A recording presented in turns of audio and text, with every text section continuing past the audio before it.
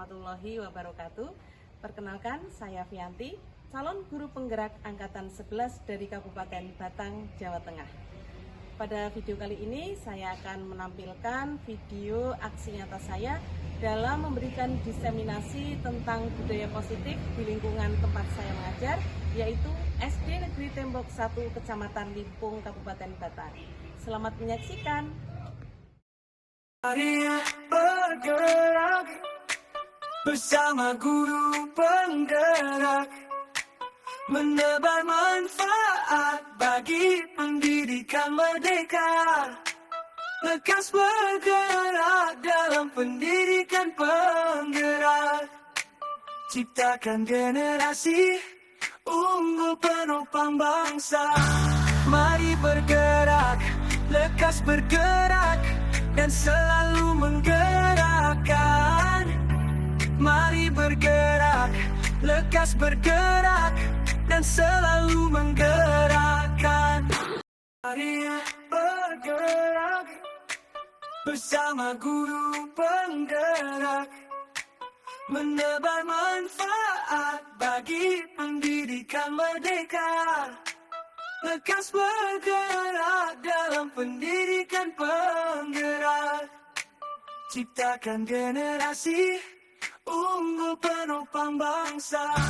Mari bergerak, lekas bergerak, dan selalu menggerakkan. Mari bergerak. Assalamualaikum warahmatullahi wabarakatuh. Waalaikumsalam warahmatullahi wabarakatuh. Yang terhormat Bapak Kepala Sekolah SD Negeri Tembok 1, yang saya hormati Bapak Ibu Guru peserta acara pada hari ini. Pertama-tama, marilah kita panjatkan puja dan puji syukur kehadirat Allah Subhanahu wa Ta'ala yang telah memberikan kita rahmatnya sehingga kita bisa hadir dalam acara pada hari ini. Tidak lupa sholawat serta salam kita haturkan kepada junjungan kita Nabi Agung Sallallahu Alaihi Wasallam. Semoga kita menjadi salah satu yang mendapatkan syafaatnya di akhir nanti. Perkenalkan, saya selaku pembawa acara akan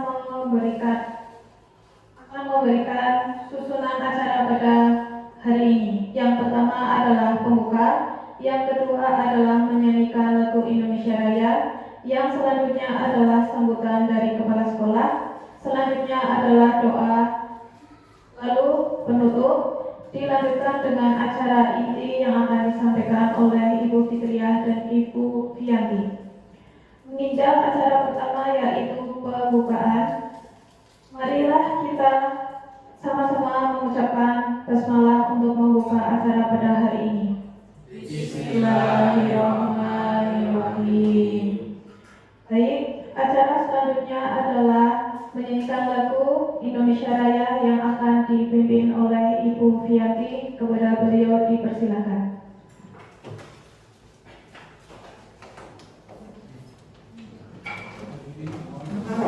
Hadirin dipersilakan untuk berdiri.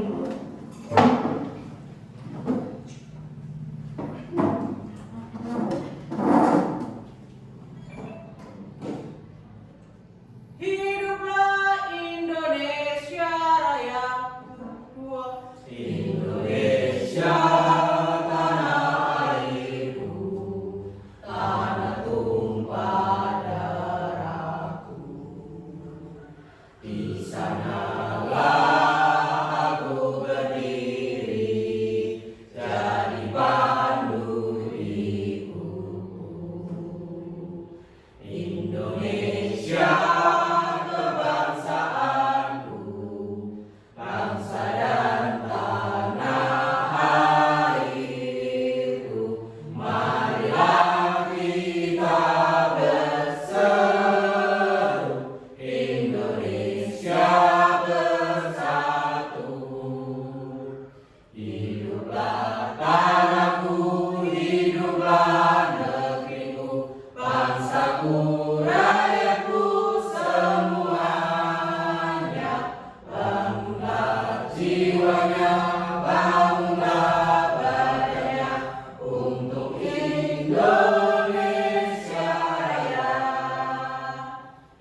Indonesia Raya, merdeka, merdeka, tanahku, negeriku yang ku cinta. Indonesia Raya, merdeka, merdeka, hiduplah Indonesia Raya.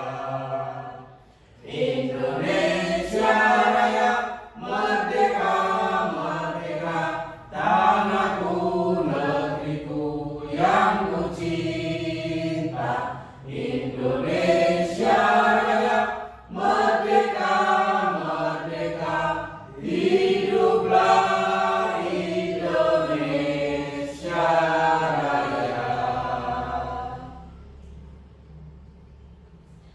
Terima kasih. Hadirin dipersilakan duduk kembali. Baik, acara selanjutnya adalah sambutan dari Bapak Kepala Sekolah. Kepada beliau dipersilakan.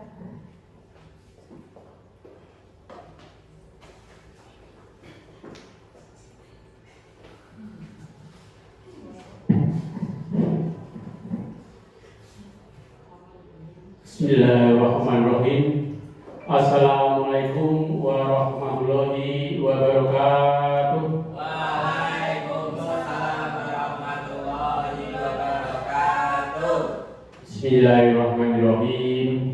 Alhamdulillahilladzi hadana li hadza wa ma kunna linahtadiya laula an hadana Allah. Asyhadu an la ilaha illallah wa asyhadu anna Muhammadan abduhu wa rasuluh. Amma ba'du. Yang kami hormati Ibu Fianti SPDSD selaku CGB, yang kami hormati Ibu Fitriah SPDI selaku CGB, yang kami hormati Bapak Ibu Dewan Guru SD Tembok 01. Yang pertama, marilah kita memanjatkan puji syukur kehadirat Allah Subhanahu wa taala yang telah melimpahkan rahmat taufik serta hidayahnya kepada kita semuanya, sehingga kita pada siang hari ini masih diberi suatu kenikmatan. Setelah dari kenikmatan itu kita masih diberi suatu kesehatan, kesempatan dalam keadaan sehat. Amin Allahumma amin.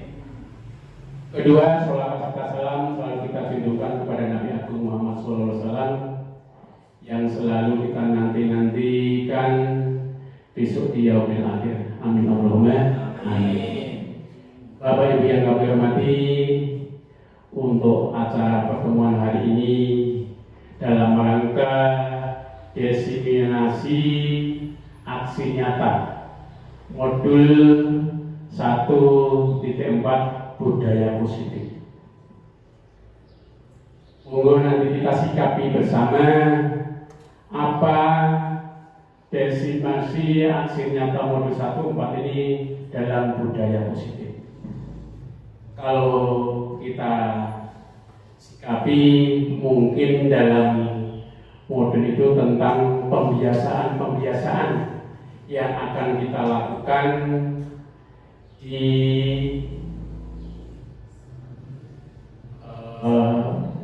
anak-anak kita, tentang pembiasaan. Sebetulnya pembiasaan itu sudah biasa kita lakukan. Mari nanti kita semangati lagi dengan hadirnya Ibu Fianti dan Ibu Fitriah. Nanti kita lebih semangat lagi, kita pupuk lagi, kita semangati lagi, kita terapkan di dalam kehidupan sehari-hari di SD kita. Mungkin itu dari sambutan dari kami.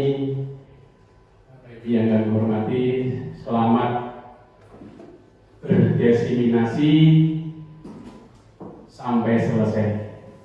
Saya akhiri. Assalamualaikum warahmatullahi wabarakatuh. Waalaikumsalam warahmatullahi wabarakatuh. Baik, terima kasih.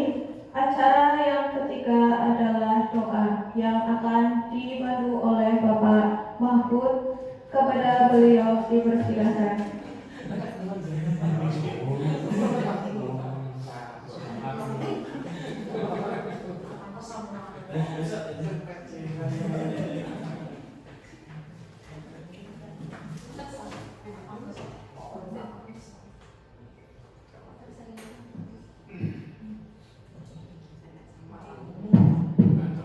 Assalamualaikum warahmatullahi wabarakatuh. Waalaikumsalam warahmatullahi wabarakatuh. Nah, kita sama-sama berdoa agar acara di pagi hari ini kita mendapatkan kelancaran, gitu ya.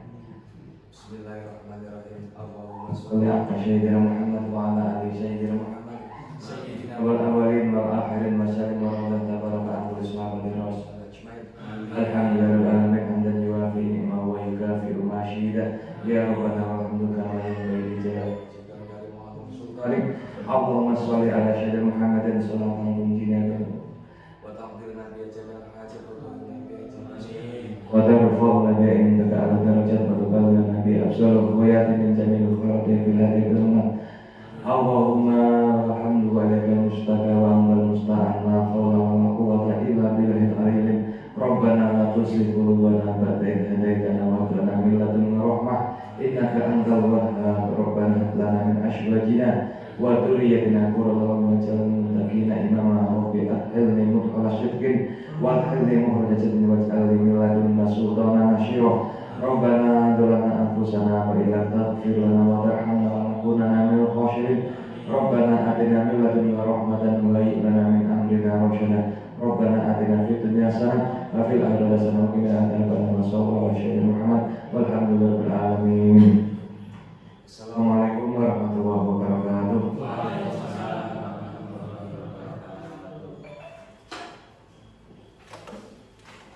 Baik, selanjutnya adalah penutup. Mari kita tutup acara pembukaan pada acara ini dengan bacaan Alhamdulillah bersama-sama. Alhamdulillahirabbil alamin. Baik, pembincang acara inti yaitu penyampaian materi oleh Ibu Fianti dan Ibu Fitriah. Kepada beliau berdua dipersilakan.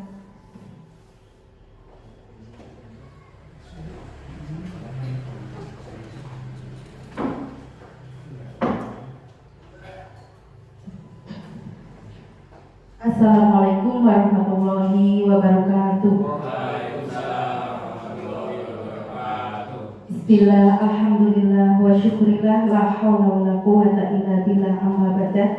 Kepada yang terhormat Bapak Kepala Sekolah SD Negeri Tembok 01, yang kami hormati Bapak Ibu Guru beserta penjaga SD Negeri Tembok 01, rekan saya Ibu Fianti SPD yang kami hormati pula. Pertama-tama marilah kita panjatkan puji syukur kehadirat Allah Subhanahu wa Ta'ala yang telah melimpahkan segala rahmat serta hidayahnya sehingga pada siang hari ini kita dapat berkumpul bermuajah dalam acara ini tanpa ada halangan suatu apapun. Amin amin ya rabbal alamin. Kedua kalinya sholawat serta salam senantiasa kita sanjungkan kepada beliau junjungan kita Nabi Muhammad Sallallahu Alaihi Wasallam. Semoga kita mendapatkan syafaatnya di dunia hatta akhirah. Amin amin. Bapak Ibu Guru, pertama kami bersama rekan saya sendiri Fitriah dan Ibu Fianti akan melakukan diseminasi aksi nyata modul 1.4 yaitu tentang budaya positif. Tapi sebelumnya kami mengucapkan banyak terima kasih kepada Bapak Kepala Sekolah dan teman-teman rekan guru yang telah mendukung kami sepenuhnya dalam kegiatan ini dalam bentuk moral maupun material, terutama sarana dan prasarana yang disediakan di SD Bapak G. Kami berterima kasih dan bersyukur sekali mendapatkan teman-teman yang begitu kompak dan solid, terutama SD Negeri Tembok 01. Salam kompak selalu, SD Negeri Tembok 01 mantap dan keren ya Bapak Ibu Guru ya. Terima kasih sekali. Kemudian selanjutnya kami akan menyampaikan materi yang kami dapat di kegiatan pendidikan guru penggerak yaitu di modul 1.4 tentang budaya positif. Kami bersama berdua berkolaborasi, saya dengan Bu Fianti nanti berbagi materi. Next. Salam dan bahagia Bapak Guru Hebat SD Negeri Tembok 01.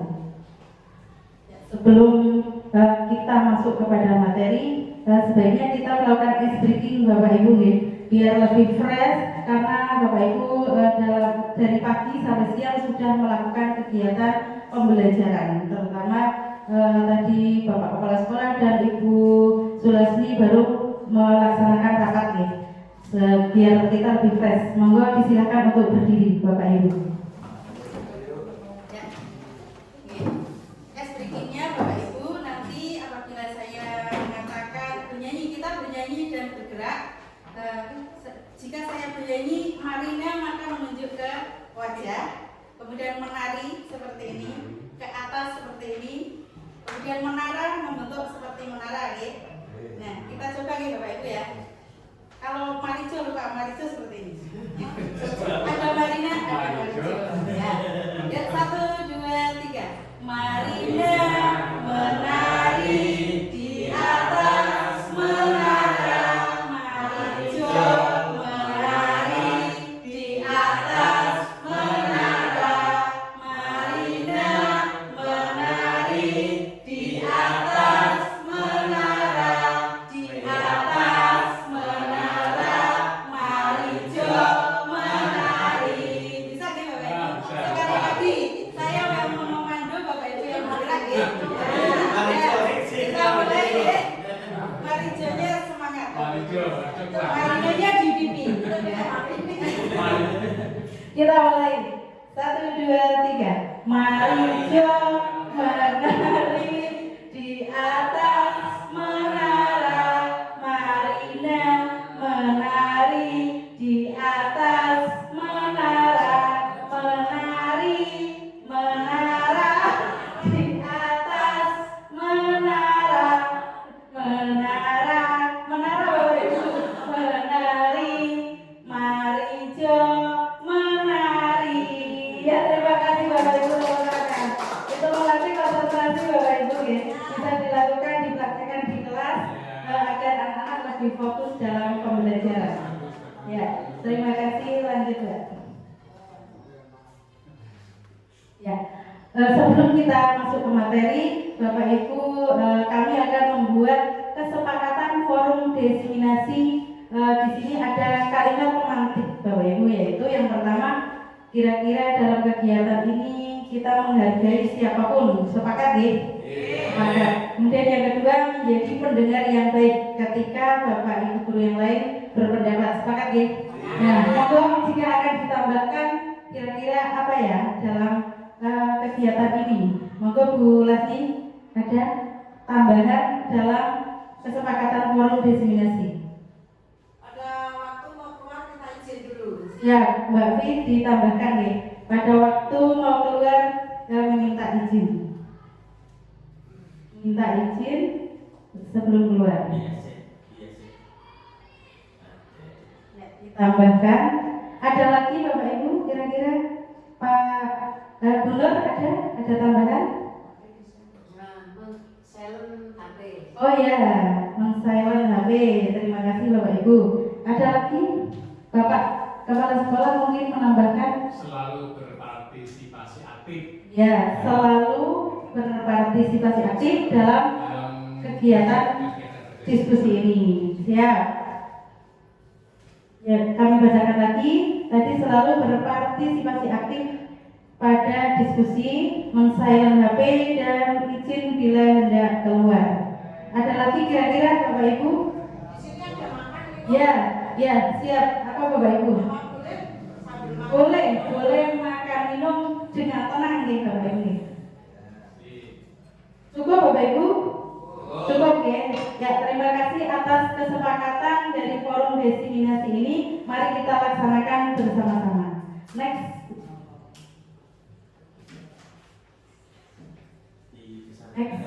Langsung ke bawah.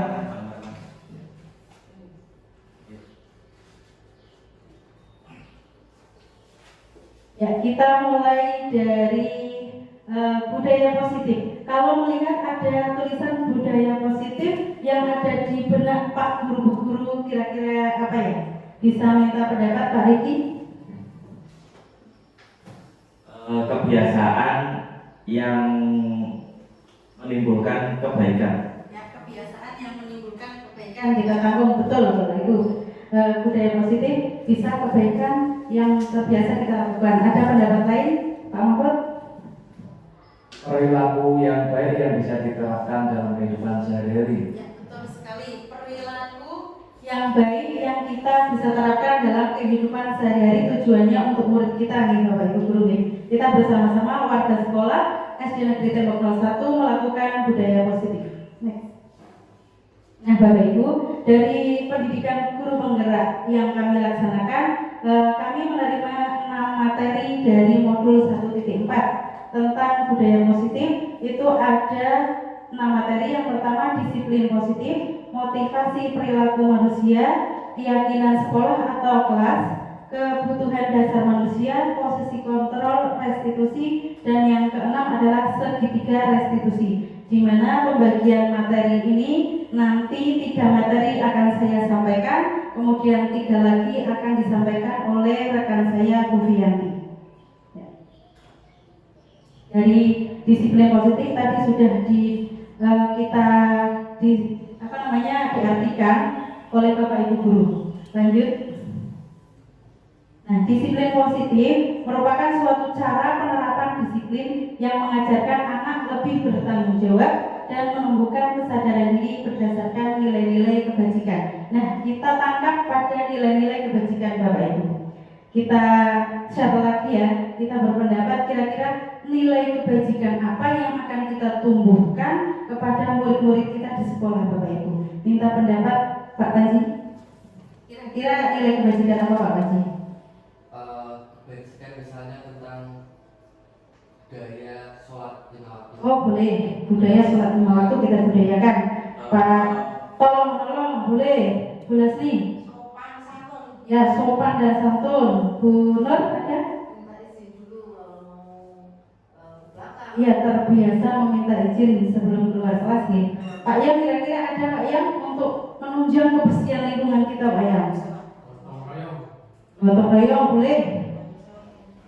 Tanggung jawab pada murid biasa untuk makan tiket. Iya, bertanggung jawab Pak Yang nih.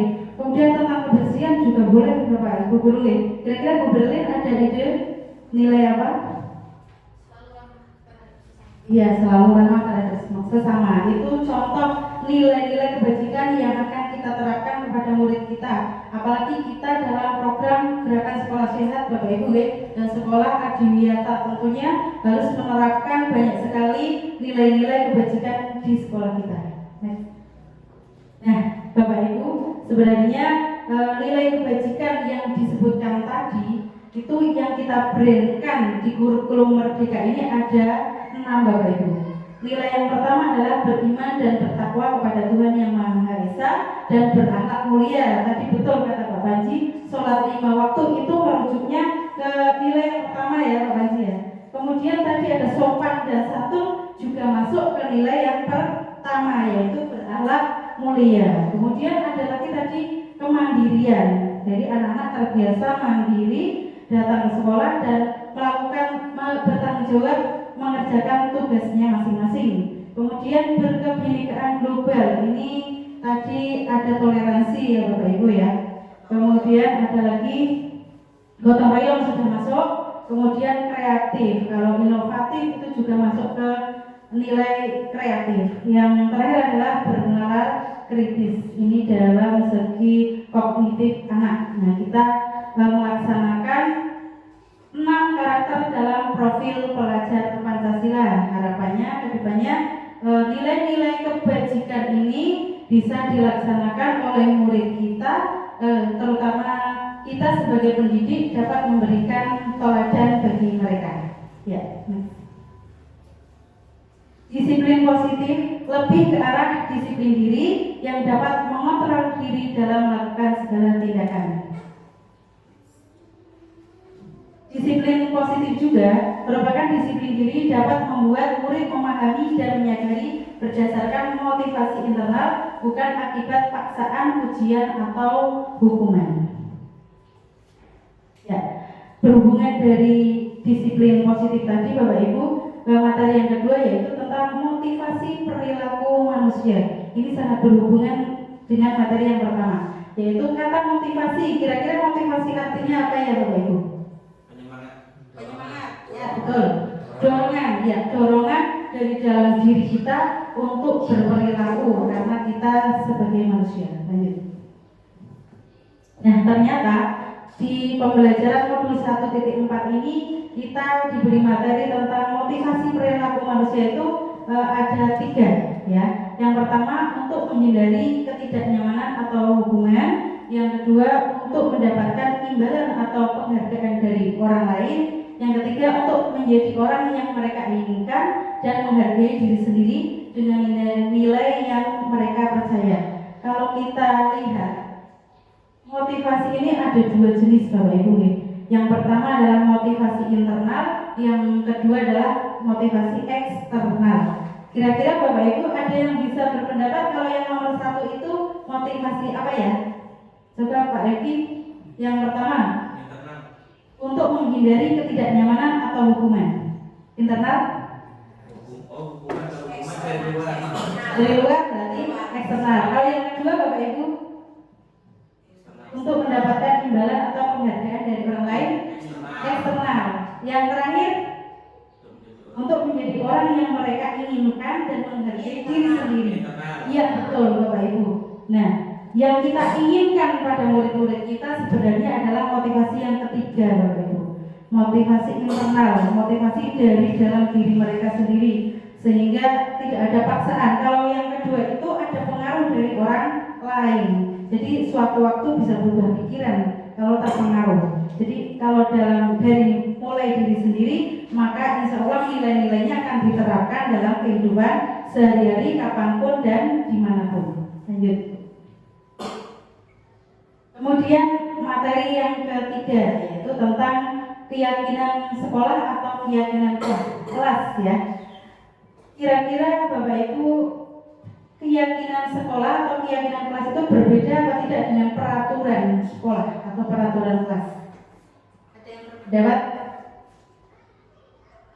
Kira-kira keyakinan kelas dengan peraturan kelas berbeda atau sama Bapak Ibu? Berbeda. Coba bagaimana pendapat?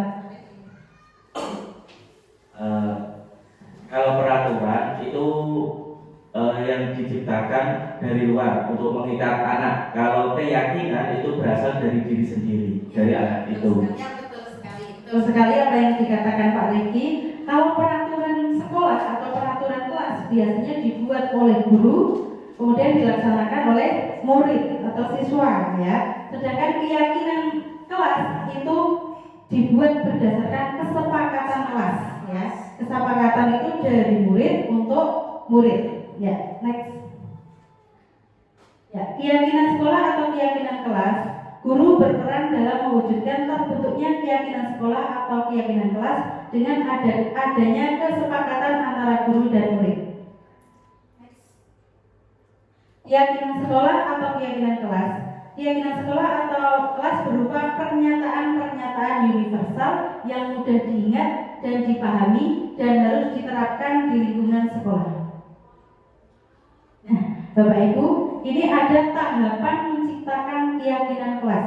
Yang pertama adalah mengenali kesepakatan di dalam kelas yang murid inginkan. Biasanya dilakukan sebelum awal semester di Bapak Ibu, menentukan atau menciptakan keyakinan kelas. Kemudian setelah ditemukan beberapa kesepakatan bersama, kemudian guru merubah kesepakatan dengan kalimat yang positif, karena biasanya anak-anak itu, terutama anak kelas 1, 2, 3 itu masih menggunakan kalimat yang negatif. Contohnya dilarang membuang sampah di kelas atau tidak boleh membuli temannya. Nah, untuk di keyakinan kelas ini diusahakan menggunakan kalimat yang positif, merubah Bu.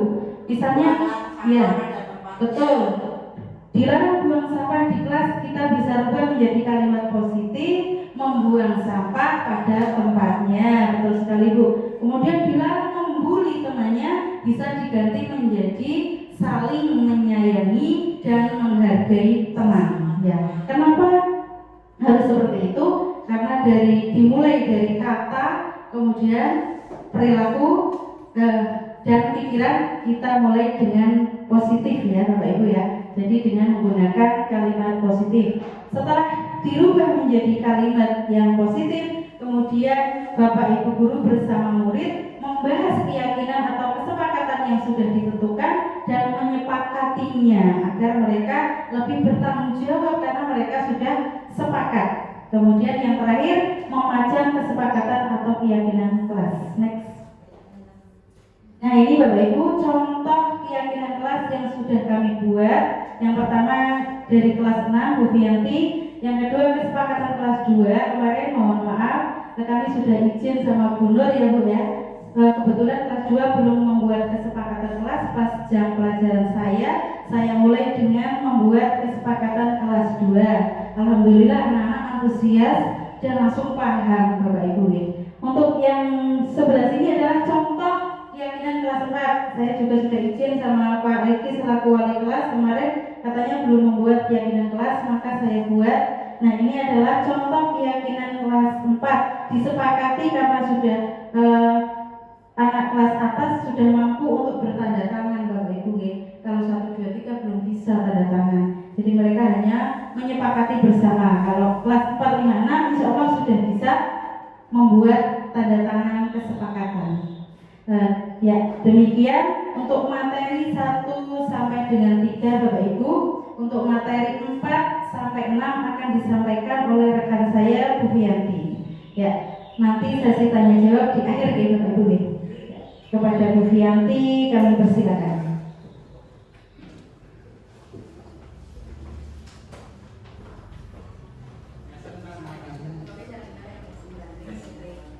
Assalamualaikum warahmatullahi wabarakatuh. Waalaikumsalam warahmatullahi wabarakatuh.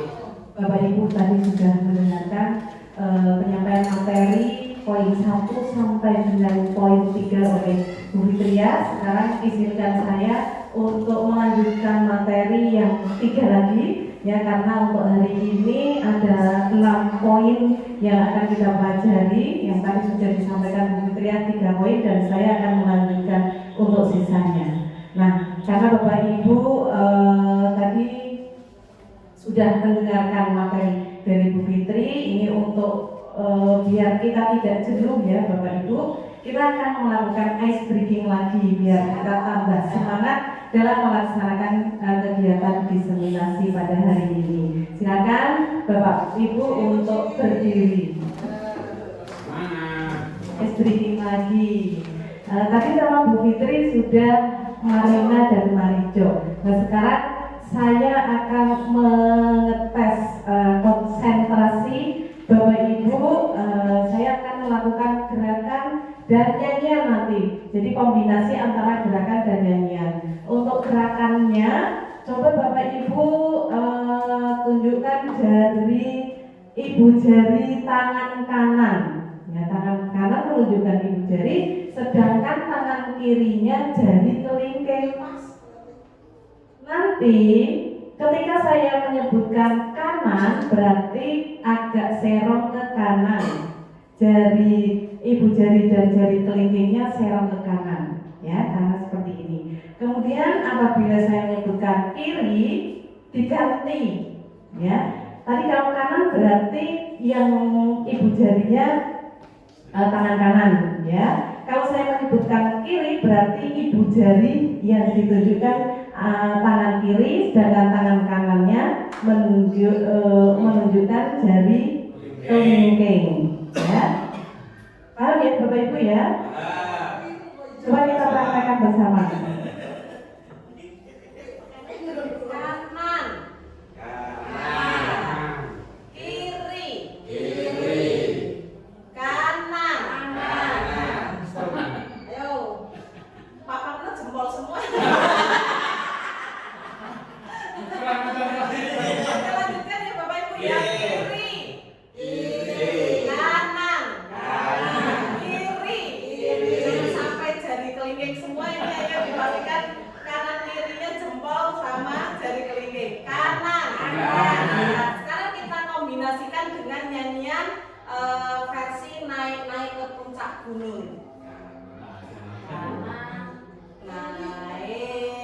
Naik, oh naik naik ke puncak gunung, tinggi sekali. Naik ke puncak gunung, tinggi sekali. Kiri kanan kulihat saja banyak pohon cemara. Kiri kanan kulihat saja banyak pohon cemara. Terima kasih. Mudah atau susah ini boleh terlatih juga ya, nanti Bapak Ibu bisa menerapkan ice breathing tersebut di kelas. Ketika pembelajaran anak-anak kok sudah kelihatan agak lesu, kurang bersemangat, untuk menumbuhkan semangatnya anak-anak bisa diajak ice breathing tersebut. Ya, terima kasih. Langsung saja Bapak Ibu, saya Yanti, saya bersama Bu Fitri sebagai calon guru penggerak angkatan 11 yang pada kesempatan hari ini akan melaksanakan diseminasi tentang budaya positif sesuai dengan modul 1.4 yang sudah kami pelajari dalam pendidikan guru penggerak. Ya, yang pertama Bapak Ibu, kita akan membahas tentang kebutuhan dasar manusia. Kita sebagai manusia tentunya memiliki kebutuhan dasar. Saya mau tanya, kira-kira menurut saya Pak Karno, Pak Kepala Sekolah, panjenengan memiliki kebutuhan apa saja? Kebutuhan apa saja yang dimiliki oleh Pak Karno? Pertama, rumah. Ya, rumah. Kebutuhan Yang dasar dimiliki oleh Pak Karno yaitu rumah. Kemudian Pak Panji, Itu yang pertama dan utama itu makan dan minum. sekali ada lagi mungkin pakaian. Yang kedua yaitu pakaian.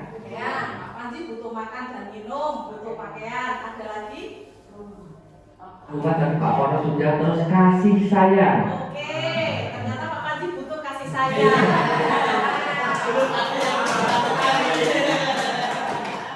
saya kira sebagai manusia kita semua pastinya membutuhkan kasih sayang. Semuanya, tidak hanya Pak Panji yang belum memiliki itu ya, tetapi kita sebagai manusia pastinya memiliki kebutuhan tersebut. Betul sekali, butuh akan kasih sayang.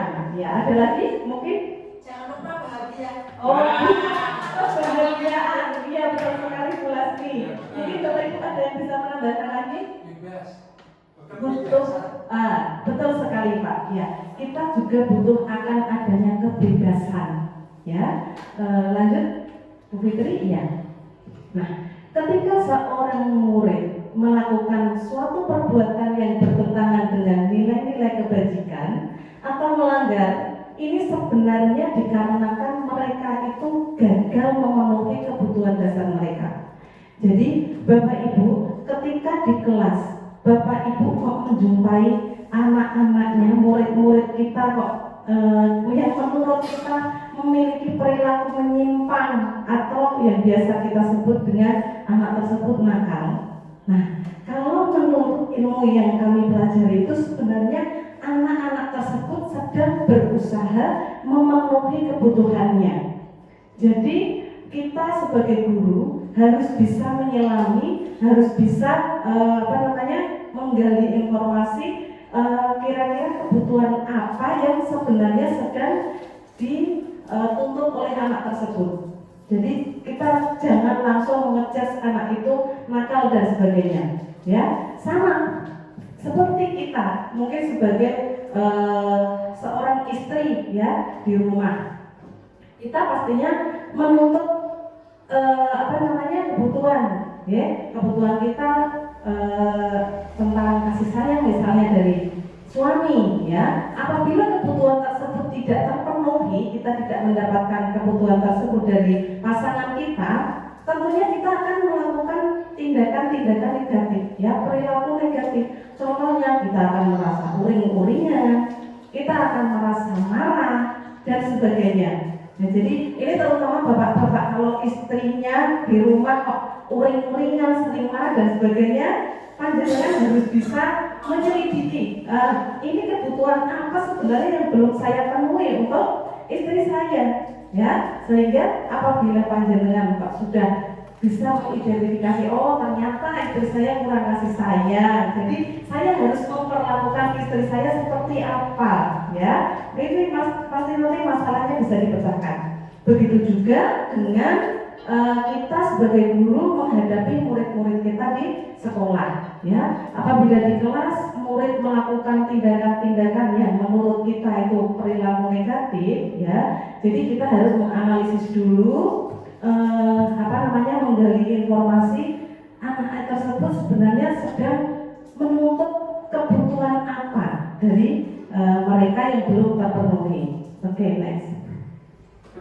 Bapak Ibu, sesuai dengan teori yang kami dapatkan di pendidikan guru penggerak ini, ternyata ada 5 kebutuhan dasar manusia. Kebutuhan dasar sebagai manusia itu ada 5. Yang pertama yaitu kebutuhan untuk bertahan hidup atau survival. Yang kedua, kebutuhan akan rasa kasih sayang dan rasa diterima, tadi yang sudah disebutkan oleh Pak Panji, betul sekali. Kemudian kebutuhan untuk mendapatkan kebebasan seperti yang sudah diutarakan oleh Pak Mahfud, kebutuhan akan mendapatkan kesenangan dan penguasaan. Ini adalah kebutuhan dasar yang bagi seorang manusia, dan kita harus bisa untuk menganalisis kebutuhan-kebutuhan dasar ini pada anak-anak. Nah, kita sangat penting sekali Bapak Ibu untuk mengetahui kebutuhan dasar pada manusia ini, sehingga kita bisa menerapkannya di sekolah. Kalau kita tahu kebutuhan dasar dari murid kita, sehingga harapannya kita itu bisa memberikan solusi atas permasalahan yang dihadapi oleh murid-murid kita di sekolah. Karena setiap kebutuhan dasar ini nanti solusinya itu berbeda-beda, cara penanganannya berbeda-beda, setiap masalah tidak sama. Bisa lanjut, Bu Fitri? Nah, saya memiliki kasus ini yang dialami oleh Ibu Sulasni, ya. Ibu Sulasni seorang guru kelas 2. Beliau sedang kebingungan menghadapi ulas salah satu murid di kelasnya, yaitu Aska. Beberapa anak telah mengeluhkan Aska yang seringkali meminta bekal makan siang mereka dengan paksa. Nah, jika Anda menghadapi situasi seperti Ibu Sulasni, punya anak didik, ya, punya murid, hampir setiap hari dia memiliki kebiasaan merebut bekal teman-temannya. Kira-kira apa yang akan Anda lakukan sebagai guru apabila posisi Anda berada di posisi Ibu Sulasni? Mungkin Bapak Ibu bisa mengutarakan pendapatnya, atau Bu Berlin? Apa yang akan Anda lakukan jika Anda berada di posisi Bu Lasmi untuk menangani masalah Aska? Menurut saya untuk pertama, Aska diminta untuk membawa bekal sendiri. Kalau memang tidak bisa membawa bekal sendiri, maka kita memberikan pengertian kepada anak-anak yang lain untuk saling berbagi seperti itu saja, sehingga Aska tidak perlu memaksa seperti itu. Ya, terima kasih Bu Berlin. Mungkin Ada pendapat lain dari Bapak Ibu, silakan Bu.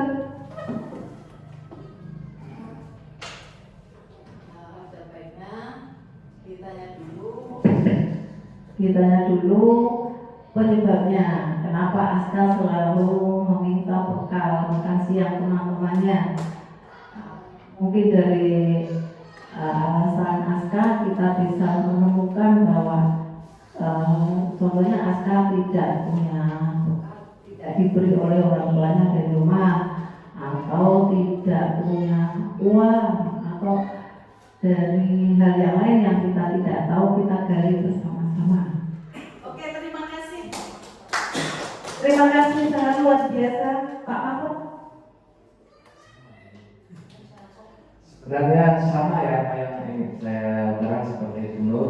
Kita menganalisis dulu permasalahannya. Tadi sudah disebutkan Nur, analisis Aska penyebabnya apa gitu. Setelah itu kita diberikan pengarahan dan bimbingan gitu.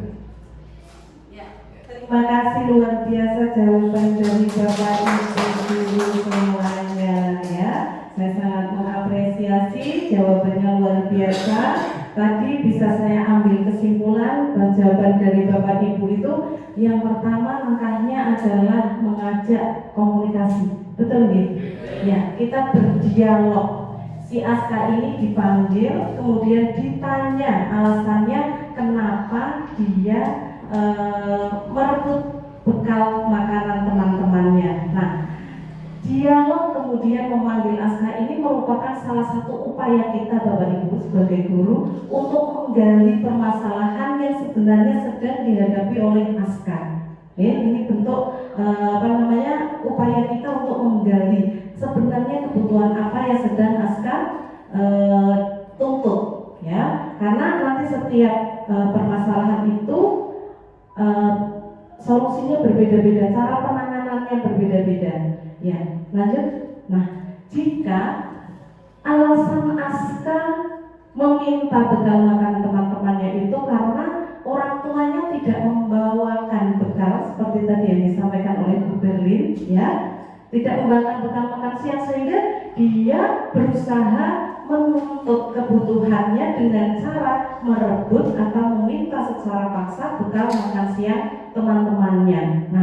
Nah ini merupakan kebutuhan yang sedang dituntut Aska itu adalah kebutuhan untuk bertahan hidup atau survival. Nah, ketika Bapak Ibu menjumpai ada muridnya yang seperti ini, ternyata dia melakukan tindakan negatif tersebut, ada faktor yang menyebabkan yaitu tidak dikasih bekal makan oleh orang tuanya, kita tidak boleh langsung memberikan hukuman, ya, langsung dapat laporan dari murid yang lain, langsung kita panggil, kita hukum, tidak bisa seperti itu. Kita analisis dulu, kalau penyebabnya ternyata dari orang tuanya, maka ini adalah kebutuhan yang sedang dituntut oleh Aska adalah kebutuhan untuk bertahan hidup. Maka solusinya atau cara penanganan kita terhadap permasalahan ini mungkin dengan cara kita memberikan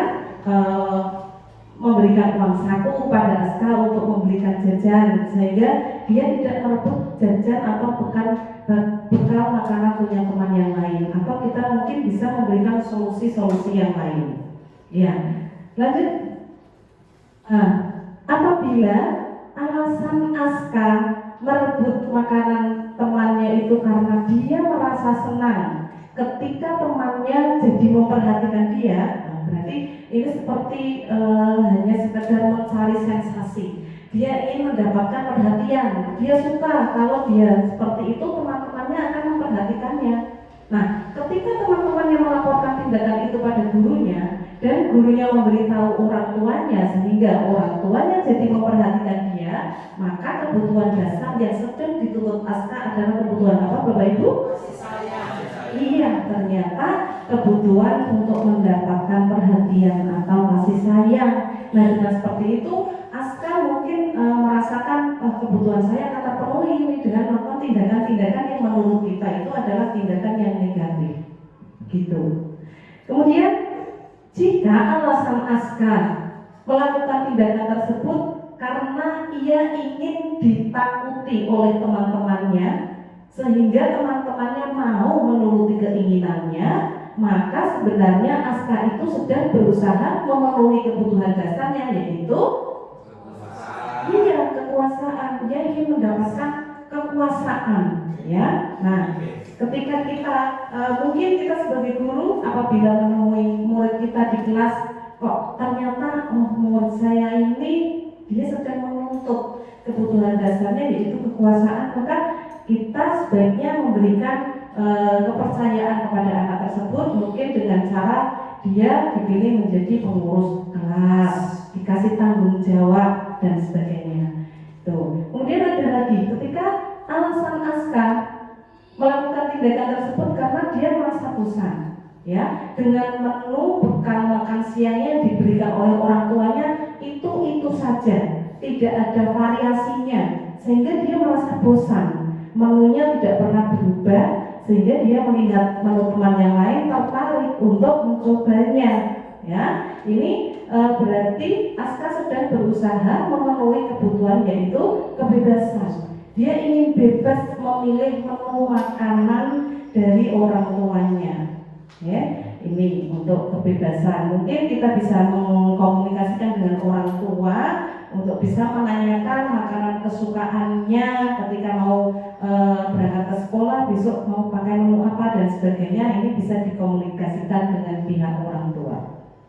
Selanjutnya, Bapak Ibu, jika alasan Aska melakukan tindakan tersebut karena dia iseng saja, kadang-kadang siswa kita ditanya telah melakukan tindakan negatif, ditanya kenapa? Karena iseng, ya, tidak sengaja, hanya niatnya bergurau dan sebagainya.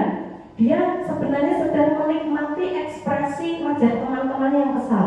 Dia senang ketika melihat temannya itu kok cemberut, melihat temannya itu menangis, sedih dan sebagainya. Nah, ternyata tindakan Aska ini juga sedang berusaha memenuhi kebutuhannya, yaitu kebutuhan akan kesenangan. Dia senang melihat temannya marah, dia senang melihat temannya menangis, dia senang melihat gurunya marah dan sebagainya. Nah, untuk menangani masalah-masalah ini, maka kita sebagai guru harus bisa mencari jalan keluar untuk menyelesaikan masalah-masalah pada murid kita. Selanjutnya, nah ini nanti permasalahan-permasalahan pada siswa ini akan berhubungan dengan posisi kontrol restitusi. Ya, Bapak Ibu sudah pernah mendengar istilah ini? Posisi kontrol. Kalau kita hilangkan kata restitusinya sehingga menjadi posisi kontrol. Kontrol itu menurut Bapak Ibu apa?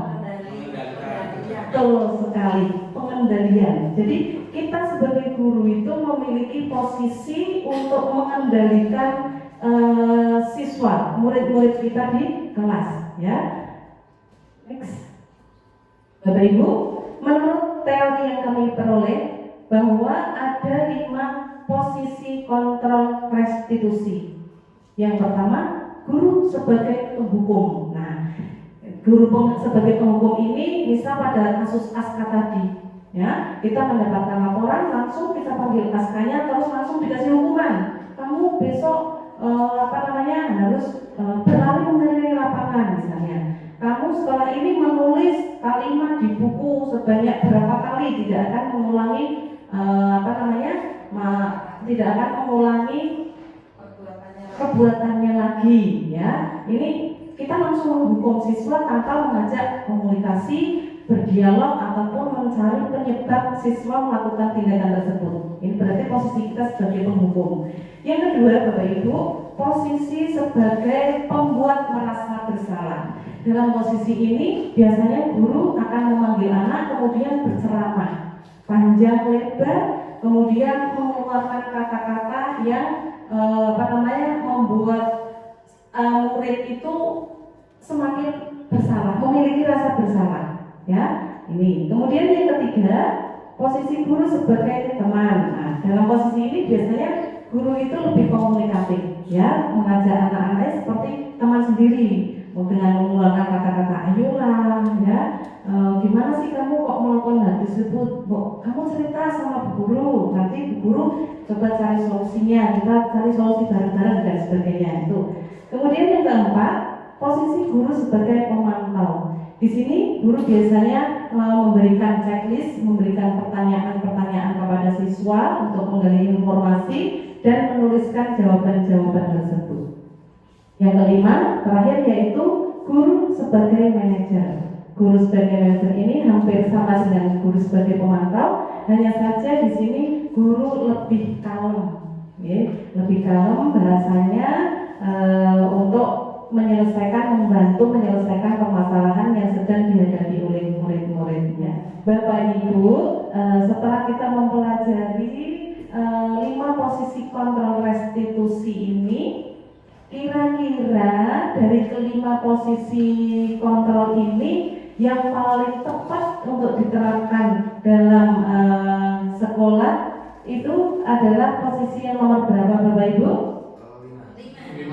Nomor 5 ya Bapak Ibu, yaitu guru sebagai manajer. Dalam guru sebagai manajer ini nanti harapannya dalam menyelesaikan masalah kita menggunakan teknik Bapak Ibu. Jadi ada tekniknya. Ini nanti ada kaitannya dengan materi berikutnya yang akan saya sampaikan. Sebelumnya ini saya akan menyampaikan perbedaan 5 posisi kontrol yang sudah kita pelajari tadi di depan ya. Yang pertama penghukum. Dalam posisi penghukum ini biasanya guru akan mengucapkan kalimat kalau kamu tidak melakukannya, awas ya. Nah ini ada sedikit tekanan atau ancaman sehingga murid akan menjadi takut. Ini dampaknya pada murid akan mengulangi kesalahan. Nah, dengan kita tekan murid itu justru mereka akan mengulangi kesalahannya lagi. Ya, kemudian hasilnya murid akan memberontak, menyalahkan orang lain dan berbohong.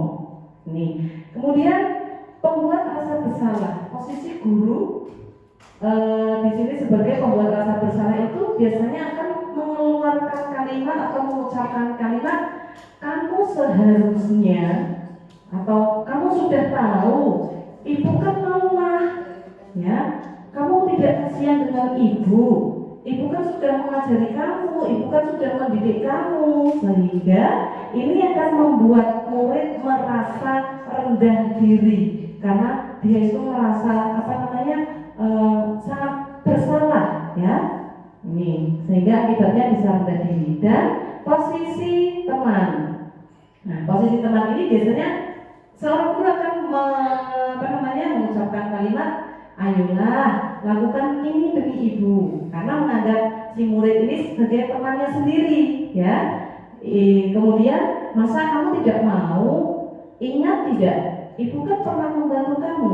Nah ini, hasil dari posisi kita sebagai teman itu ternyata akan membuat siswa menjadi ketergantungan ya. Murid meletakkan guru sebagai orang yang sangat penting di dunia berkualitas, sehingga dampaknya dia akan menjadi lemah, tidak mandiri dan akan ketergantungan. Jadi dia merasa nanti kalau saya seperti ini ada guru saya nanti yang akan menyelesaikan masalahnya ini. Kemudian posisi guru sebagai pemantau yang keempat, ini guru akan berkata apa peraturannya, kita mengingatkan kembali, kita kan sudah punya keyakinan kelas, kamu ingat tidak?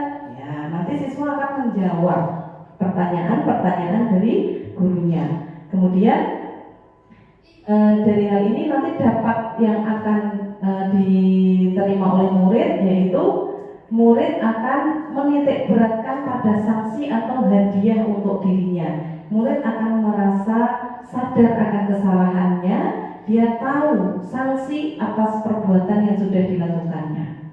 Yang terakhir yaitu posisi manajer. Di sini guru akan berkata, apa yang kamu yakini, apa yang kita yakin, apa yang bisa kamu kerjakan untuk memperbaiki masalah ini. Nah, misalnya kita memiliki murid di kelas, murid tersebut sering terlambat sekolah. Setelah kita tanya, kita ajak dialog, ternyata penyebab dia sering terlambat itu karena dia tidurnya larut malam, biasanya main HP. Nah, setelah kita tahu permasalahannya, kita ajak komunikasi, berdialog, kemudian kita tanyakan, ya, kamu sudah tahu kesalahannya, kemudian apa yang akan kamu lakukan biar besok tidak terlambat lagi. Nah, di sini kita akan berusaha menggali agar siswa itu bisa menemukan solusi atau jalan keluar atas masalah yang sedang dihadapi. Misalnya nanti dengan sendirinya siswa akan menjawab, besok saya akan tidur lebih awal lagi Bu, sehingga saya bangunnya tidak kesiangan lagi dan sebagainya. Nah, ini dampak pada murid. Murid dapat mengevaluasi diri, Dan bagaimana cara untuk memperbaiki dirinya? Ini timbul dari dalam dirinya sendiri. Tidak tidak takut karena takut dengan gurunya, tidak ada paksaan gitu. Ya, lanjut. Nah, ini yang terakhir, materi yang terakhir yaitu posisi.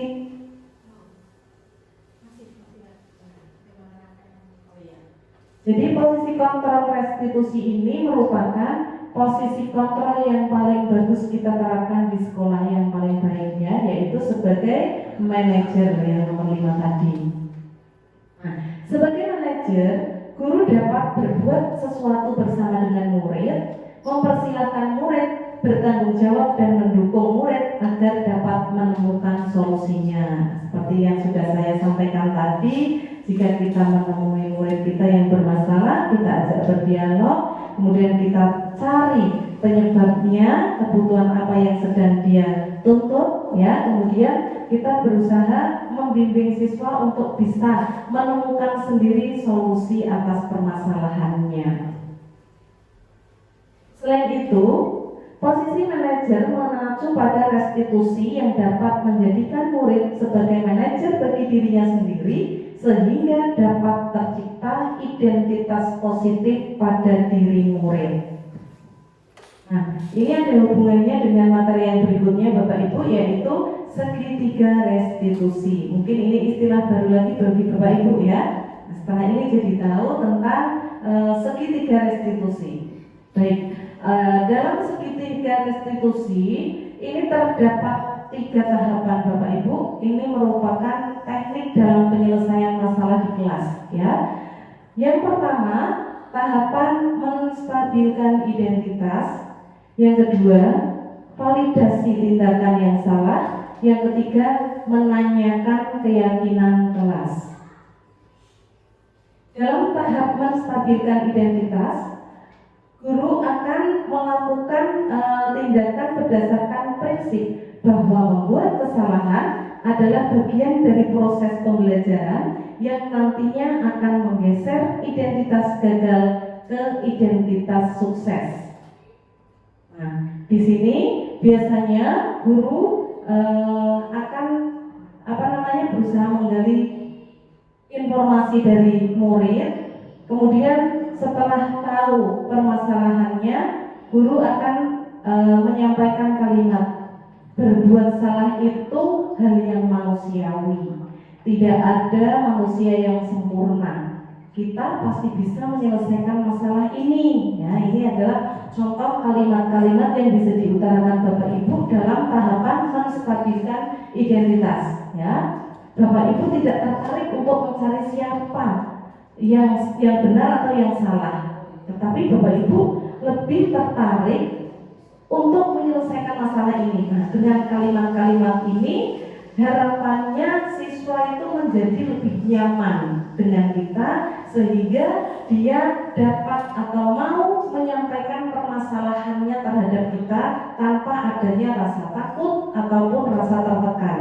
Ini sudah saya praktekkan kemarin di kelas 6, ada siswa yang melakukan tindakan bullying terhadap temannya, kemudian saya panggil. Sebelumnya dia pada saat pertama bertemu saya itu dia sudah menunjukkan ekspresi yang kayak tegang, ketakutan, ya. Tetapi setelah saya ajak untuk berdialog, dia menjadi lebih rileks, santai, kemudian mau menceritakan permasalahannya.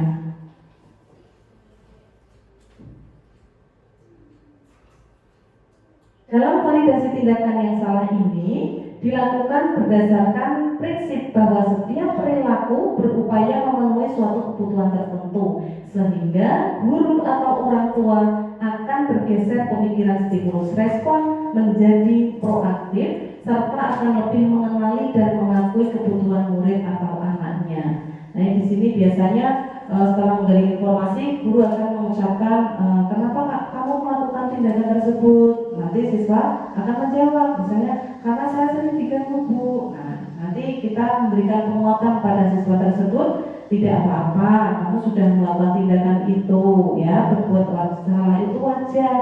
Mungkin Bu Guru kalau di posisi kamu juga akan melakukan hal yang sama. Yang paling penting bagaimana caranya kita belajar dari kesalahan untuk bisa memperbaiki kesalahan tersebut. Masih dalam validasi tindakan yang salah. Ini kalimat yang bisa diucapkan, kamu pasti punya alasan mengapa melakukannya. Nah, misalnya tadi, Aska, alasannya apa kok kamu melakukan tindakan tersebut? Kok kamu merebut bekal punya teman kamu? Ya, pastinya memiliki alasan, atau dia ingin ingin menu yang berbeda-beda, dia bosan dengan menu yang diberikan oleh orang tuanya setiap hari, ya. Kemudian apa yang penting bagi kamu? Menurut kamu itu bagus tidak merebut bekal punya teman itu, benar atau tidak, ya?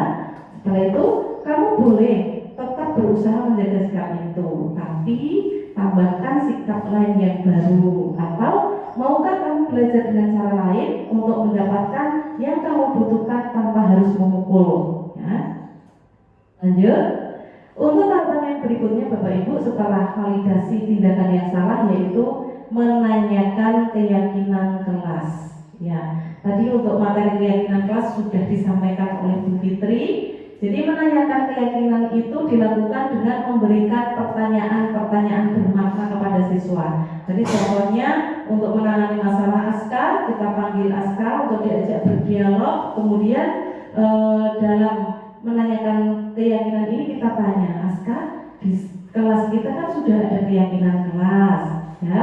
Kemudian kamu masih ingat tidak keyakinan yang sudah kita buat kemarin? Nah, tentunya anak akan jawab, ingat Bu, ya. Dengan teman itu harus bagaimana, ya?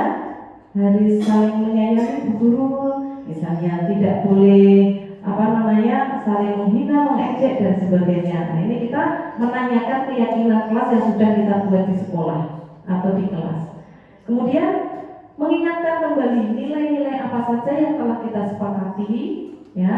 Kemudian kelas yang ideal atau yang bagus itu yang seperti apa menurut anak-anak, dan kamu ingin jadi anak yang seperti apa, ditanyakan, ya. Jadi anak yang baik apa tidak, apa yang kamu rasakan, dan ketika kamu melakukan itu, kamu menjadi orang yang seperti apa. Ini adalah kalimat yang bisa ditanyakan dalam tahapan menanyakan keyakinan. Nah, Bapak Ibu, itu merupakan pengimbasan yang dapat kami sampaikan yang sudah saya dan Bu Fitri dapatkan dalam pendidikan guru penggerak ini. Nah, ini dalam budaya positif, hal-hal yang dapat kita lakukan yaitu disiplin positif, kemudian motivasi perilaku manusia, ada keyakinan kelas atau keyakinan sekolah, ada kebutuhan dasar manusia, posisi kontrol restitusi, dan segitiga restitusi ini. Nah, demikianlah Bapak Ibu, terima kasih atas segala dukungan dan perhatiannya. Mohon maaf atas segala kekurangan pada sesi yang terakhir ini. Silakan apabila ada pertanyaan dari Bapak Ibu mengenai materi yang sudah kami berdua sampaikan ini, bisa disampaikan di forum ini. Terima kasih. Saya akhiri. Wassalamualaikum warahmatullahi wabarakatuh.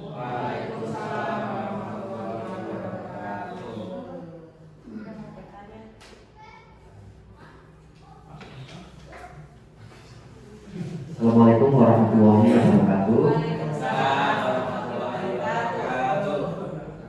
Bu Fi dan Bu Fitri, yang ingin saya tanyakan yaitu yang pertama, bagaimana cara untuk menerapkan keyakinan kelas agar terlaksana dengan baik dan dilakukan dengan penuh hati tanpa adanya paksaan sama sekali. Mungkin itu pertanyaan dari saya.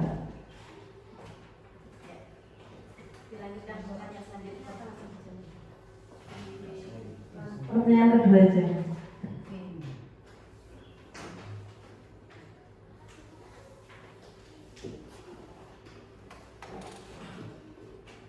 Terima kasih waktu yang diberikan pada saya. Saya akan menanyakan tentang tadi yang sudah dijelaskan oleh Bu Fianti masalah posisi kontrol sebagai manajer. Dalam menerapkan posisi kontrol sebagai manajer, apakah langkah-langkah restitusi boleh dibolak-balik atau harus berurutan sesuai dengan panggilan? Terima kasih. Terima kasih. Pertanyaan berikutnya. Ada lagi Bapak Ibu? Pak Mahfud? Pertanyaan selanjutnya, mengapa keyakinan kelas harus menggunakan kalimat positif? Karena biasanya peraturan dalam menggunakan kalimat negatif, misalnya dilarang membuang sampah sembarang, tidak boleh menggurui dan lain-lain, itu biasa digunakan. Itu. Ya, terima kasih Bapak Ibu atas pertanyaan yang disampaikan. Kami akan berusaha menjawab sesuai dengan pemahaman yang sudah kami dapatkan. Pertanyaan pertama dari Pak Panji tadi adalah bagaimana cara untuk menerapkan keyakinan agar terlaksana dengan baik dan dari dalam hati. Bapak Ibu, sebelumnya saya ingin memberikan pertanyaan. Kira-kira kalau misalnya keyakinan kelas yang baik itu sebaiknya dibuat oleh guru atau bersama-sama?